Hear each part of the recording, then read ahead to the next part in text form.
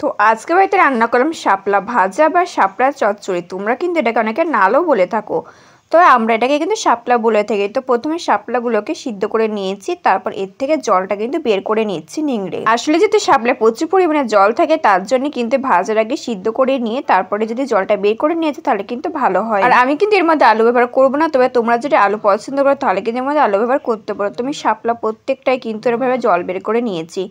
এদিকে কেটে নিয়েছি রসুন, কাঁচা লঙ্কা, কেটে নিয়েছি পেঁয়াজ। এরপর কড়াই দিয়েছি বেশ খানিকটা পরিমাণে তেলটা দিয়ে হালকা নাড়াচাড়া করে তার মধ্যে দিয়ে দিলাম কুচি করে কেটে রাখা পেঁয়াজ, রসুন আর লঙ্কাগুলো মাঝখান থেকে চেড়ে নিয়েছি। এরপর আমি একটুখানি ভেজে নেব। একটুখানি ভেজে সাইড দিয়ে ফাঁকা করে তেলের মধ্যে দিয়ে দিলাম সাদা শস্য দেওয়ার পরে কিন্তু ভালো করে নাড়াচাড়া করে দিলাম। এটা কিন্তু প্রথমেই দিতে হয়, তবে যেহেতু শস্য দেওয়ার পরে ফুটতে থাকে এর জন্য তেলের পরে পেঁয়াজটা দিয়ে একটুখানি ভেজে তারপর কিন্তু শস্যটা দিলাম।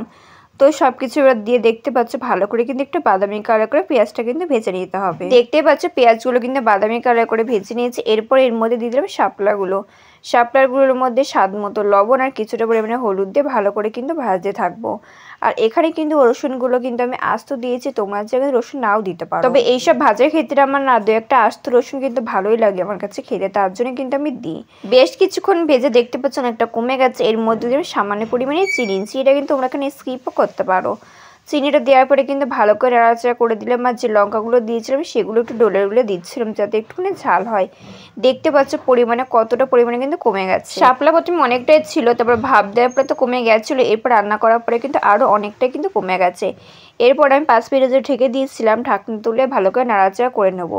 এরপর একটুখানি ভালো করে ভেজেও নেব। মাঠে যেহেতু জল পড়ে রয়েছে সেখান থেকে কিন্তু শাপলাগুলো কিন্তু তুলে নিয়ে আসা। আর শাপলাগুলো খেতে কিন্তু ভীষণ সুন্দর হয়েছিল। আমি শাপলা দিয়ে অন্য রেসিপি তোমাদের সঙ্গে কিন্তু দ্রুত শেয়ার করবো, তার জন্য কিন্তু অবশ্যই চ্যানেলটা সাবস্ক্রাইব করে রাখতে হবে। আমি একটুখানি শাপলাটা ভেজে সবশেষে দিলাম সামান্য পরিমাণে ঘি, তার ভালো করে নাড়াচাড়া করে দিলাম। এখানে সবশেষে আমি ঘি দিয়েছি, ঘিটা কিন্তু তোমরা এখানে স্কিপও করতে পারো।